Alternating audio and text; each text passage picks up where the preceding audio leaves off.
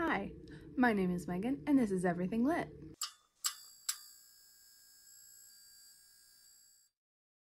Today, I'm bringing you a WeekendWeen vlog, and the theme is Monster Mash.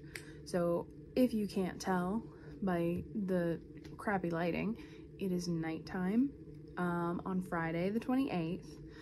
So let's talk about what I'm currently reading and then what I want to read, and then we'll pick my first actual read of the readathon, because I spent half an hour looking for a coin instead of going downstairs to my wallet because I didn't want to go downstairs again.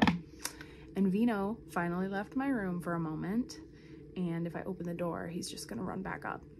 So let's talk about what I am currently reading. I didn't finish them before the readathon started. So I am physically reading Long Live the Pumpkin Queen by Shay Earnshaw, and I hope to finish this tonight. I have like 90 pages left, and it's a super quick read, so finish this tonight, and I'll give you my thoughts. We'll count it as part of Monster Mash. It's spooky. Then I'm listening to Boss Witch by Anne Aguirre. I think that's how she said it in the audiobook. I've been saying Aguirre. Oh well. I'll also finish this weekend. I have like 3 hours in the audiobook left. I think if I read it with my eyeballs, I'd probably finish sooner. I'm roughly page 228 out of like 360. These are what I'm currently reading. Did you see me almost smack myself in the face with this?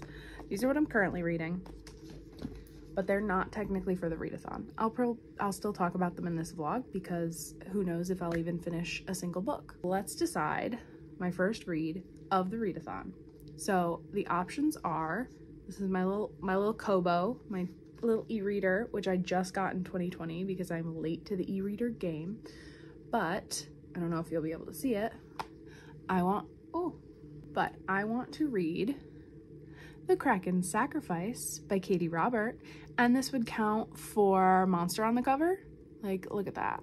I'll put a color version over here, but I love Katie Robert, and I especially love her monster fuckers stuff.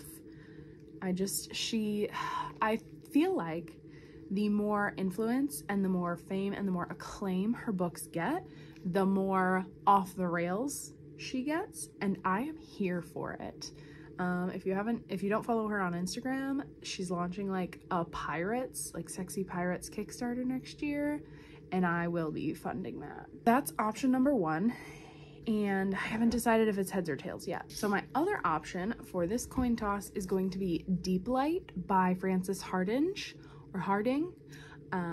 She writes the most imaginative, odd, unusual books, and they're always spooky. They always have a really good atmosphere that is just so good and so autumnal and rainy and foggy and like dark shadows over the walls.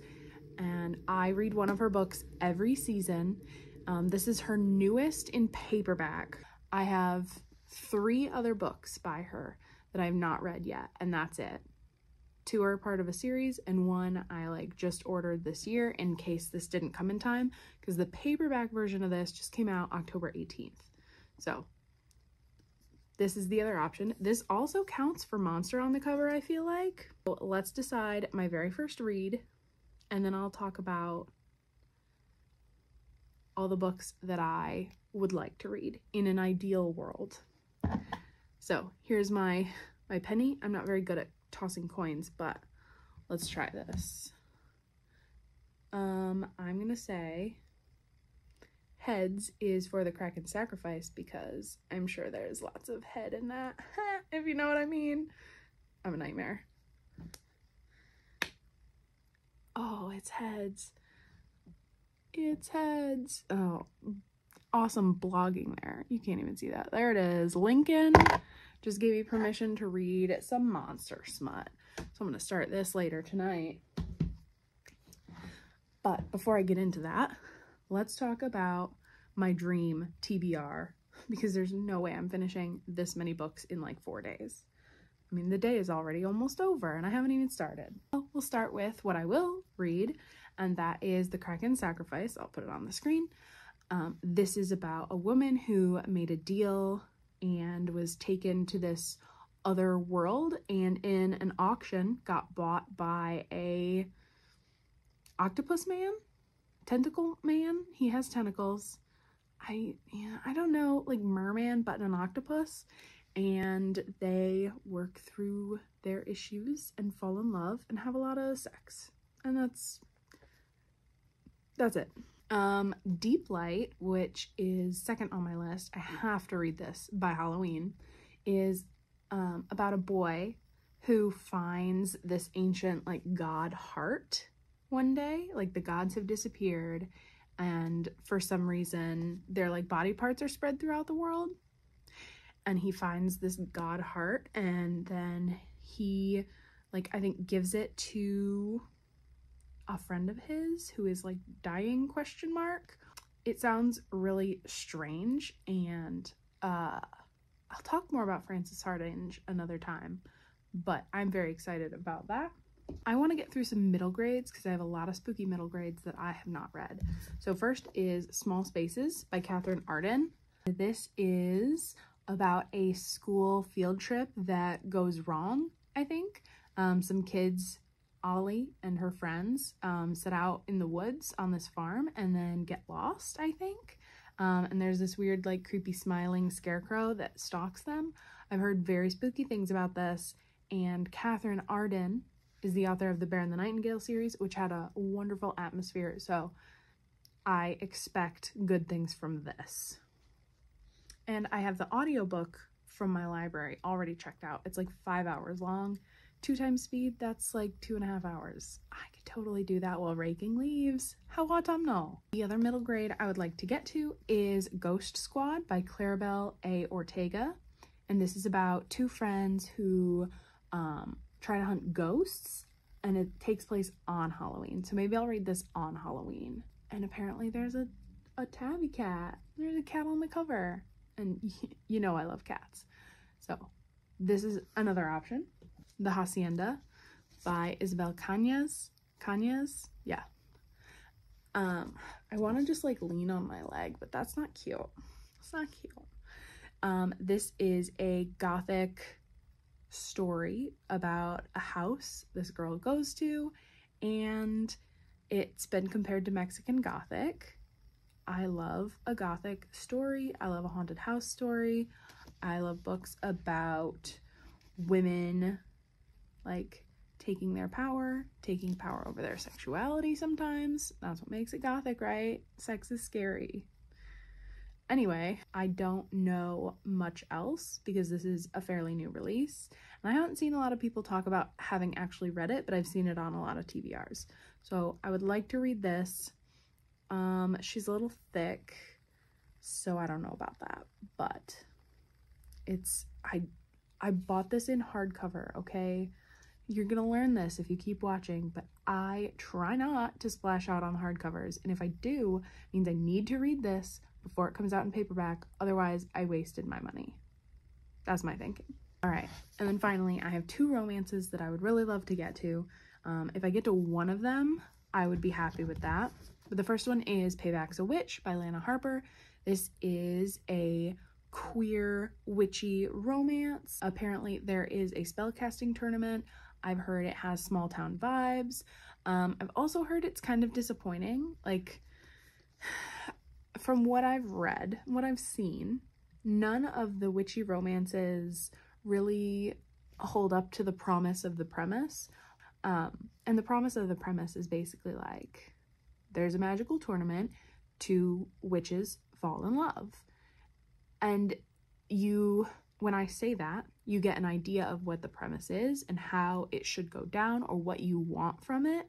And if it doesn't live up to what you want from it or excite you in the way you want or surprise you, then it will probably let you down. It doesn't live up to the promise of its premise. So if the tournament is only like the first quarter of the book, that's not living up to the promise.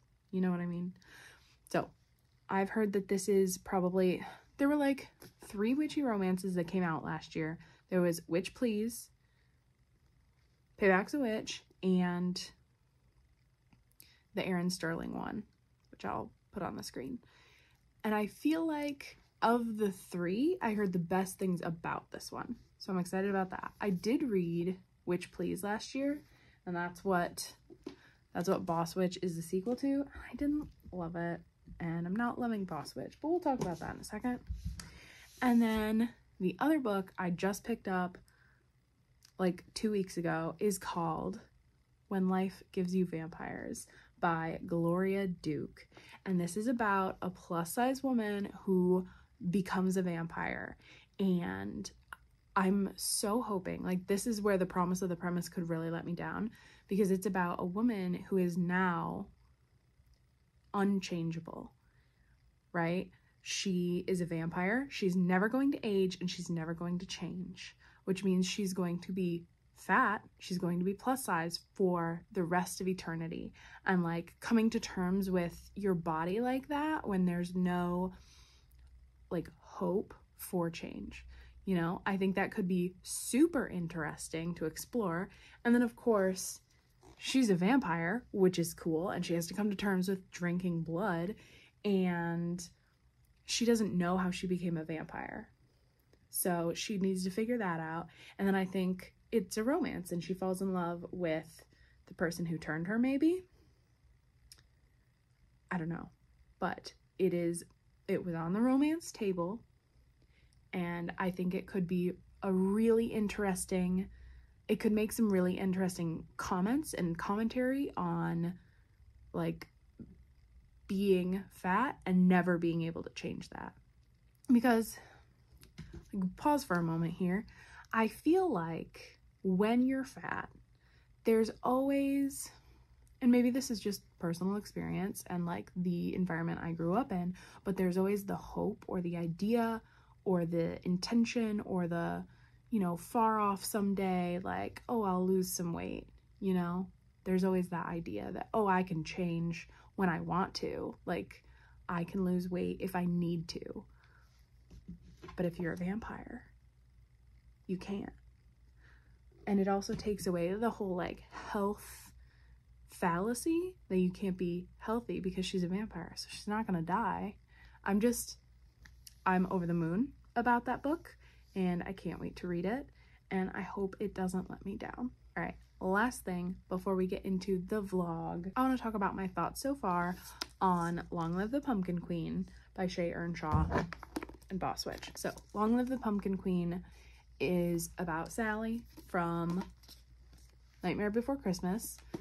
She and Jack get married. She becomes queen. She feels really stifled, and she finds this ancient door in the holiday tree grove that is like hidden by vines and tangles, and she opens it, and Zero like pulls her away, and then like the story goes from there. I will not be spoiling anything, but the atmosphere was so good, and I will say the atmosphere remains good. I am like 3/4 of the way through, and the atmosphere is fantastic.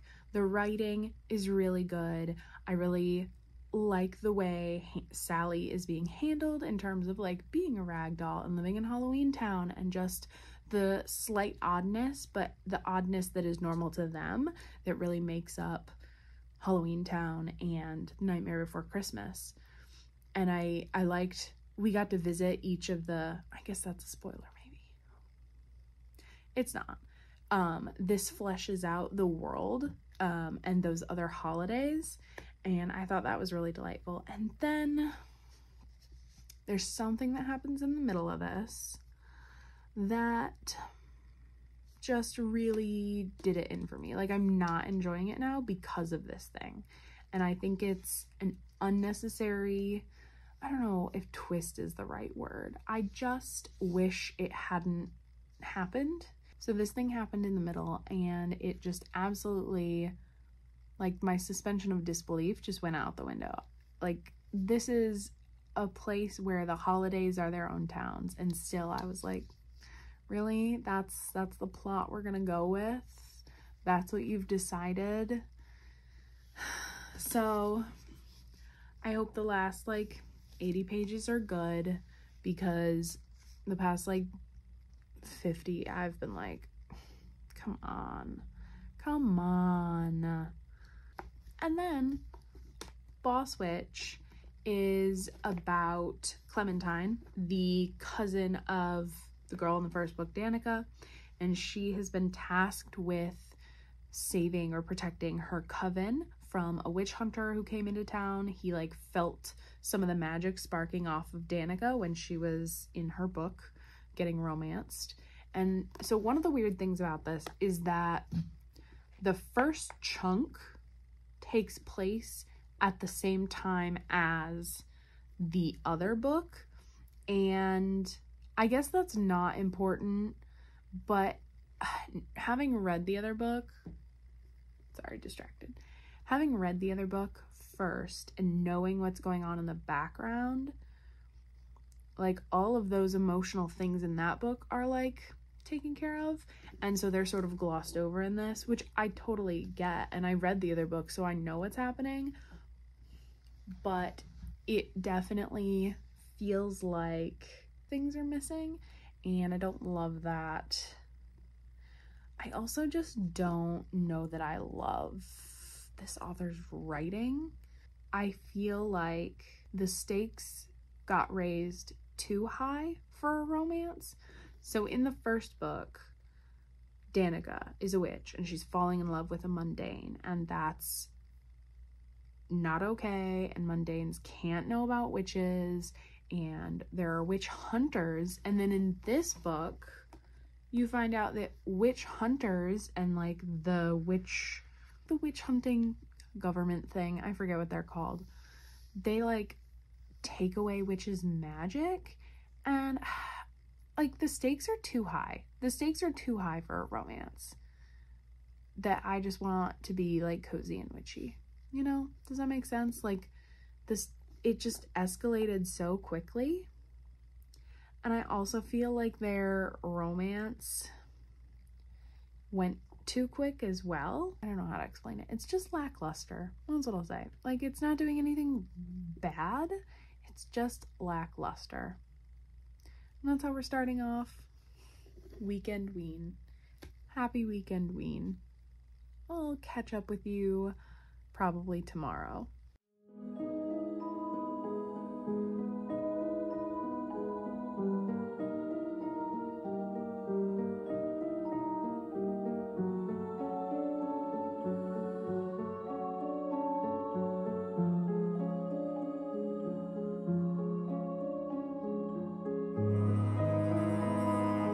Good morning. Today is brought to you by Lavender Haze, because that's the Taylor Swift song I have stuck in my head now. Hi, Diva. Oh, don't get in my... Diva, why? Why are you like this? Anyway, she wants to be where the phone... She wants to be where the phone/camera is. She can't, so she's gonna step on my lap now. Ma'am. What? All right, focused. It's Saturday morning, and by morning I mean it's like 12:15. And I did finish Long Live the Pumpkin Queen last night, and I think I'm gonna give it 3 stars, because there were a lot of things that I liked about it. But there was a lot I didn't like. So the atmosphere, 10 out of 10. Very creepy. The villain, very creepy. The resolution at the end, enjoyed. I think that she had Sally's voice down. I think that she had Jack's voice down. I love Jack Skellington. I think he sounded like himself. She sounded like herself. There was that point that we hit in the middle where something was revealed about Sally, and I did not like that. I feel like it's almost a little too like revisionist. And maybe I didn't like it because of that, because it sort of goes against what we are given in the movie, and I just love the movie so much. In fact, I'm gonna watch it today. Diva, if you see little ears, hi. I think if you really love Sally, you may still love this book, but that middle section, and it really turned the plot a little bit, and the emotional, it drove forward the emotional part and sort of made Sally's decisions harder, but her decisions wouldn't have been different without that. So it felt extra, it felt unneeded. Maybe that's why I didn't like it. But I enjoyed probably the first 100 pages, flew through it, and then once that twist or once that reveal happened, I was like, I just want to end this. Don't lick me. This girl, why are you licking me? So 3 out of 5 stars to Long Live the Pumpkin Queen by Shay Earnshaw. And now, hopefully, this morning, I'm going to start the Kraken's Sacrifice by Katie Robert. I want to finish it today, and I want to finish Boss Witch today. Those are the goals. I have other goals, but we're going to just stick to reading goals because I don't want to put my foot in my mouth when things don't get finished.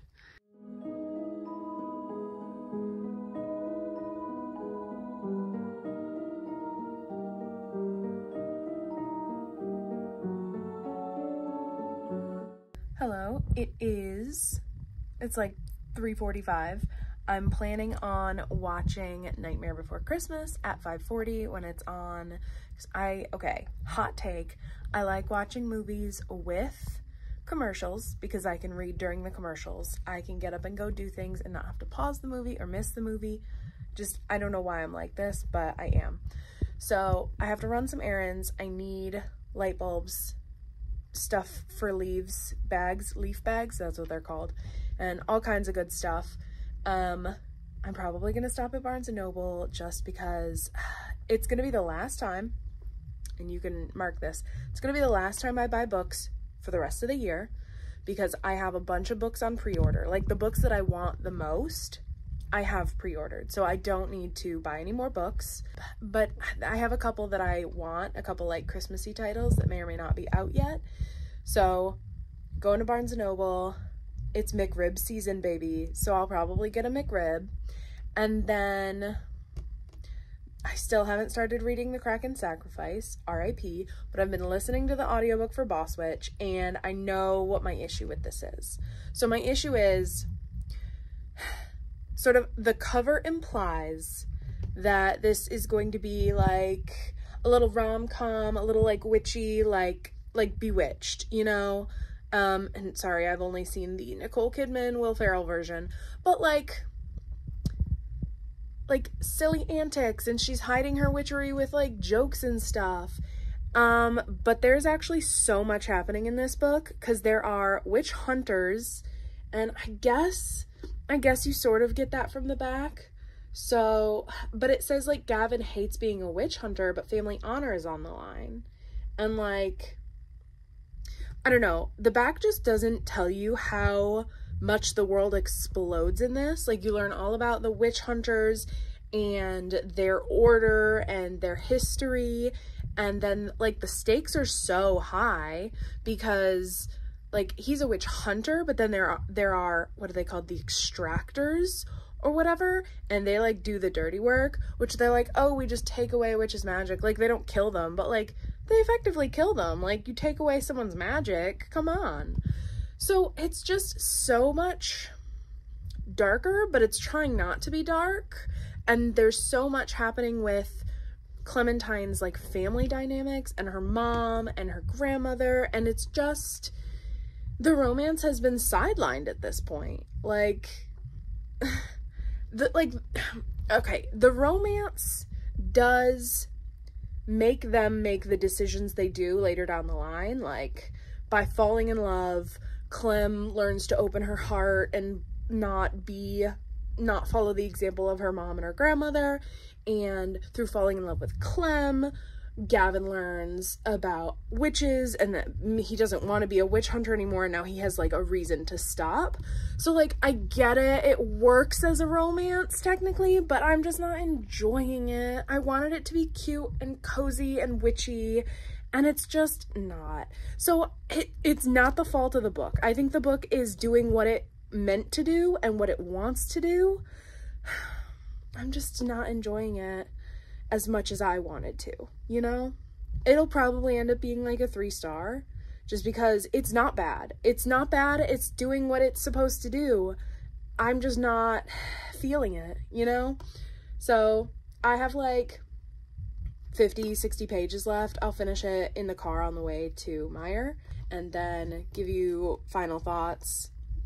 It's okay. Like, I wish I liked it more, but that is not this book's fault. And that's where we're at. So I just replaced one of my light bulbs and oh my god, it's bright. I'm dying. I do not like bright lights. This is too bright. I might have to go buy like some, I don't know. Oh, they're daylight? Oh god, what did I do? I need to buy like soft white. Ah! Cause like, okay, compare this light on my face to this light on my face. So much warmer, so much better. Ghost, human being. Woof. All right. Well, we're gonna be a ghost for a moment. It fits the vibes. I bought some books at Barnes & Noble. I almost didn't because I thought they didn't have the book I wanted, and then they did, and then they didn't have the other book I wanted, but it's fine. I found a replacement because that's very easy for me to do. So I bought You're a Mean One, Matthew Prince by Timothy Janovsky. Yeah. And this is, I'm guessing, sort of a Grinchy retelling. It's about a spoiled boy and a not spoiled boy. The spoiled boy gets sent to like this town, like not boarding school, but he does get like sent away for being bad, and then meets another boy, and it's a romance, so I'm here for it. And it's supposed to be Christmassy. Then I got Kiss Her Once for Me by Alison Cochran, and this is queer and Christmassy. This is queer and Christmassy, and that's all I know about it. Literally did not even do research. I probably read the back of it at some point and was like, yeah, I want that. And now here we are. Then I got The Vanished Bride. Yeah, that's what it says. By Bella Ellis. And this is a Bronte sisters mystery. And I wasn't gonna get it because I have a lot of books about the Brontes and like with the Brontes as main characters. And then I read a couple pages and it's really well written and I like the atmosphere and just like, why not? Why not? If this is my last run, if this is the last time I get to buy books, why not?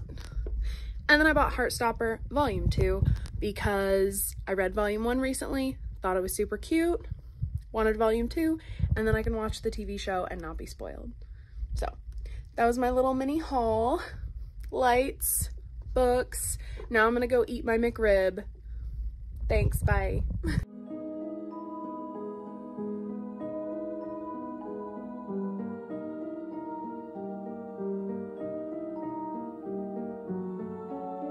Okay, I'm watching Nightmare Before Christmas and I can't let it go, this whole Sally thing.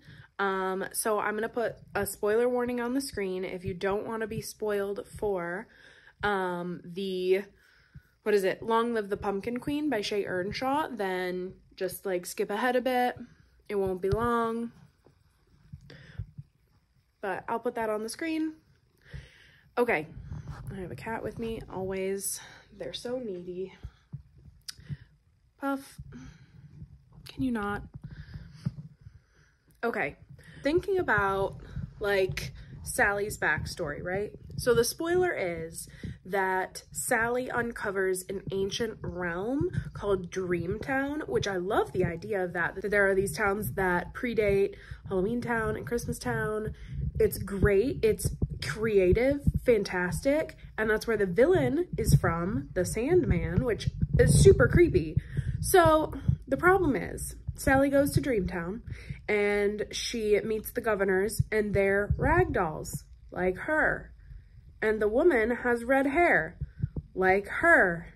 And she's actually from Dreamtown. And these are her parents. And Dr. Finkelstein kidnapped her when she was a little kid. And like, that's why the Sandman's sand doesn't affect her and she can't fall asleep, because she's actually from Dreamtown. Ooh. And I don't love that idea that like she was stolen from her parents and that she's not like a natural resident of Halloween Town. Like, what is that? And then I was thinking about it further as I'm watching the movie, and the way Dr. Finkelstein treats her. So he does talk about how like, oh, I made you and like you're mine, and that's all lies apparently, according to Long Live the Pumpkin Queen. But I was thinking about why it sits so wrong with me that they like revised her history in the book. And part of it is it wasn't necessary to the plot. Like, she could have still gone to Dreamtown and found the library and the recipe and the way to make the Sandman go away without her parents without the governors being her parents. 2, hi Diva. Diva, you distracted me. What was 2? The other thing is, now I've got Diva on my lap. What's happening? So the other thing about that is I'm thinking of the way Dr. Finkelstein like treats Sally, the manipulativeness and the like, you want me to starve, like the manipulative, like abusive, controlling way he treats her. And for children who grew up watching this and identified with Sally and had parents like that, I just think it's such a bad message to be like, guess what? He wasn't really her parent or her creator. She was actually stolen away from her real parents who love her. And like, for someone who identifies with Sally, I can just imagine, because like, I've always identified with Jack. Jack Skellington's my dude. We are ambitious and a little self-involved. Anyway,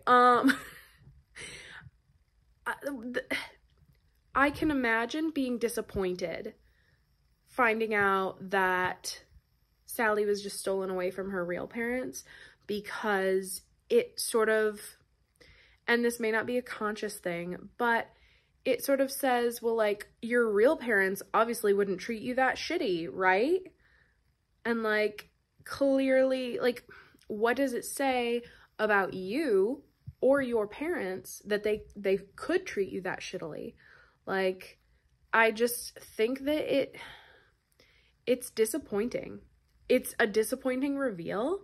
It's disappointing that Sally doesn't grow enough to, you know, say, heck you, Dr. Finkelstein, I don't need you, and like just is over it, or not over it, but past it. But instead she gets like these parents who love her, and she can just, I don't know, I'm not putting it into words correctly, but the idea that he's not her real creator or her real father kind of takes away from the growth that she has to do and go through in order to be happy and be free from him. Because I feel like it's a little easier to say, oh, he kidnapped me and he's a villain, so I can just be free from him. Like, he is the bad, like, you can more easily make him the bad guy. Whereas, like, if he's her actual creator, then it's a little harder to pull away emotionally. I don't know. I just think that it almost sanitizes some of the darkness inherent in this movie.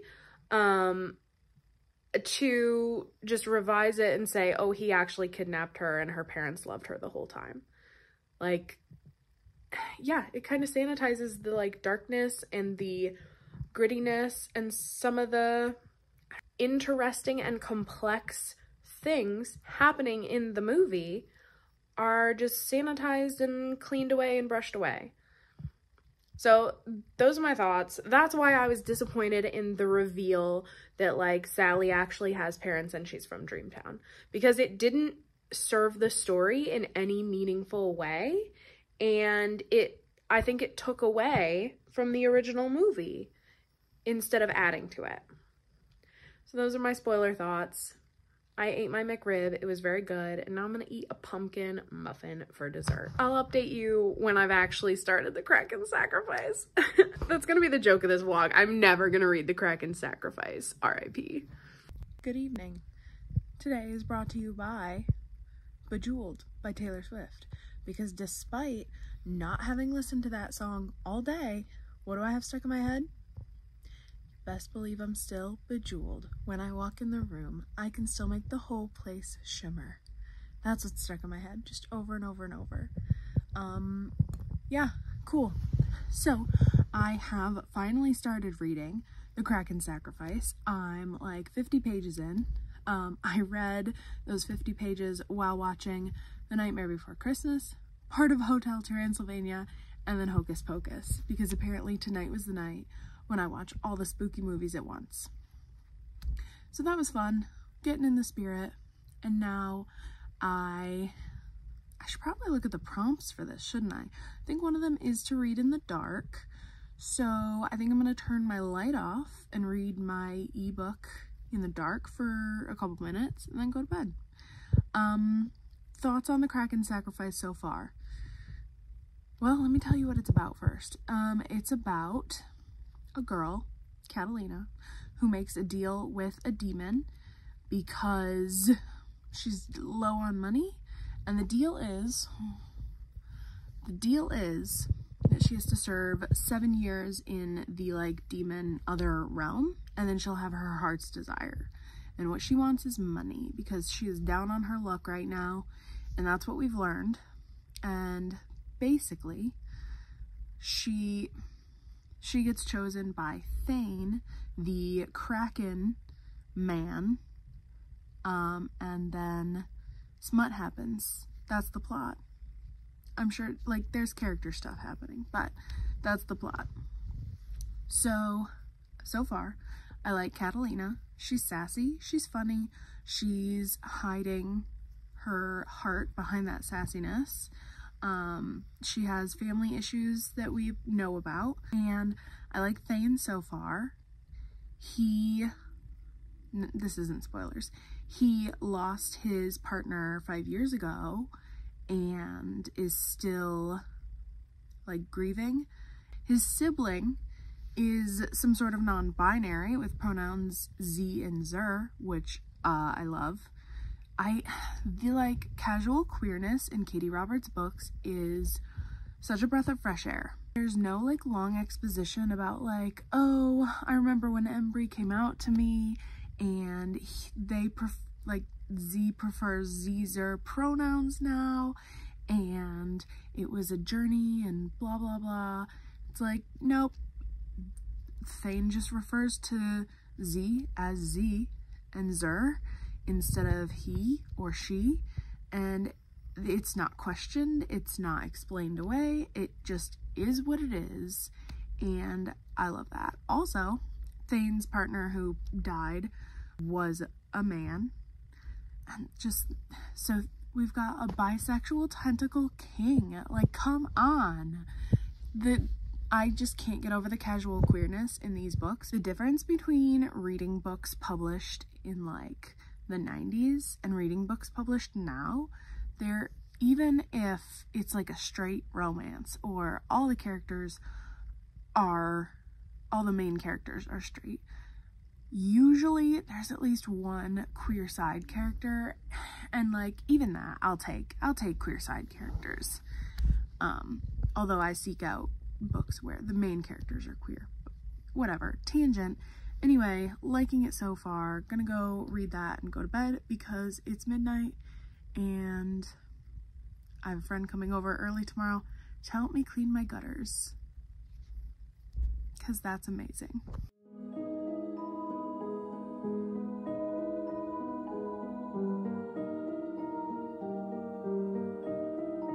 Good morning. The gutters are clean. Hallelujah. What a friend. What a champion. And now I'm going to leaf blow my backyard because this is what it looks like right now. Literally homeowner nightmares. So many leaves, but when I'm finished, it'll be so satisfying, right? And I have a 5-hour audiobook, and hopefully I can finish the audiobook in the time it takes me to rake all these leaves and put them in bags. Let's find out. What, Diva? Yeah. You're fine. Stop it. All right, midday update. I'm sweaty. I'm 75% into small spaces and I like it a lot. It's very spooky and I like the characters. And this is how my backyard looks now. A lot less leaves. I still have a lot more leaves. Kill me. But I don't have enough bags for those, so that's gonna be a problem for next week's Megan. But like, look at that. So nice. So clean. Last update for Sunday is brought to you by Snow on the Beach, because that's what I have stuck in my head. And I finished the audiobook for Small Spaces by Catherine Arden. So creepy. 5 stars. So I think, did I tell you guys what it's about? We're gonna say yes. 5 stars. I liked the characters. Ollie was super smart, super relatable. She likes reading. We love to see it. I liked the friendship she made with Brian and Coco. The villain, ultra spooky. Like, scarecrows are scary, and this book delivered on the creep factor. I can't wait to read the second. I'll probably read it in the winter season because I think it corresponds to winter. WeekendWeen. I have finished Long Live the Pumpkin Queen, Boss Witch, Small Spaces, and soon my Kobo says I have like a half an hour left in the Kraken Sacrifice. So I'll finish that tomorrow, and I'll technically have finished 4 books in WeekendWeen. Good news is I found Ghost Squad and Deep Light on audio on Hoopla, so I can listen to one of those tomorrow at work. I could completely finish Ghost Squad and then start Deep Light, but I don't know. I kind of want to read a middle grade, like with my eyes, so I might just listen to Deep Light. I guess you'll find out tomorrow what I do. Have a good night. See you tomorrow when it's officially Halloween. Woo woo. Happy Halloween from Jack Skellington. I got tails. Fun times. Gave out candy. Not that many people, but more than last year. Sat in the rain for a bit. Worth it. I love Halloween. Book update. I have like 20 pages left in the Kraken Sacrifice. It's gonna be a 5-star. It's surprisingly like less kinky than I expected for something with tentacles, but still enjoying it. I'm reading Small Space. Nope, I finished Small Spaces. What I'm actually reading is Ghost Squad. Started the audiobook at work by Claribel Ortega, and I will finish it tonight, and that'll be 17 books for October. Spoiler alert on my wrap up. Very excited. Insane. Still so many more spooky books that I didn't get to. So I might continue the spookiness into like the first week in November. I really want to read that vampire book, and I have to read Deep Light. But I'll update you when I finish this and the Kraken Sacrifice. It's the last 4 minutes of WeekendWeen, and I finished a total of 5 books. 1, 2, 3, 4, 5. Yeah, I finished 5 books. That's crazy. I didn't start 5 books, but I finished them. Last update for the night, I finished The Kraken Sacrifice. I think I'm gonna give it 4 stars because, as I said, it wasn't quite, it wasn't quite as kinky as I wanted it to be for a story with tentacles. But it was still good. I still liked the characters. I like Katie Roberts' writing. Hi, buddy. Oh, now he's gonna come say hi. I've been reading in here for half an hour. And where were you? Where were you? Yeah? What a stinker. He's gonna settle now, just as I'm going to bed. Sir, you can't sleep in the middle of the bed. Yeah, that's where I sleep. Having a whole conversation. And then I finished Ghost Squad by Claribel Ortega. And it was cute, it was sweet, it's middle grade, and I liked the characters. I think there were maybe too many conflicts happening, and I will say part of it is probably me listening to it on audio at work, but I got kind of lost in the beginning part about like how we got to the main conflict. But I think for the most part it was good and it was cute, and I think maybe I would want to read it again. But I read the last like 80 pages with my eyeballs, and that was good. It did get like genuinely scary, so that's interesting. I don't know what's happening with the light. So the ending was genuinely a bit spooky. But also very sweet. I think I'm gonna end up giving Ghost Squad, I don't know, I think maybe 4 stars, maybe 3.5 potentially. And that's about it. I'm not gonna film tomorrow. So let's wrap this guy up. I finished Long Live the Pumpkin Queen, and I gave that 3 stars. I might bump it down to 2. I give that 3. No, it deserves 3 stars. The beginning was good. Yeah, the beginning was good. Cat hair in my mouth. I finished, what was I listening to on audio? I finished Boss Witch. I'm gonna give that 3 stars as well. The romance was okay. There was a lot happening in that book. I did like the ending though. And then I listened to Small Spaces by Catherine Arden, 5 stars, super spooky, middle grade, really good plot, good pacing. I almost wish that I had read Ghost Squad first, because Catherine Arden, you just can't beat her. You know, what are you doing? He's settling right on my foot. Right on my foot, buddy. Look at that face. Look at that boy.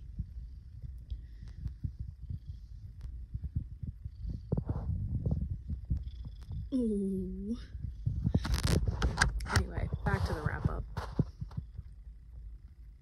And then I read The Kraken Sacrifice by Katie Robert, and that was good. And then Ghost Squad, so 4 stars to The Kraken Sacrifice and 4 stars for Ghost Squad. All good stuff. And I did all of the challenges for WeekendWeen. I read a book in the dark. I listened to a spooky audiobook, which was Small Spaces.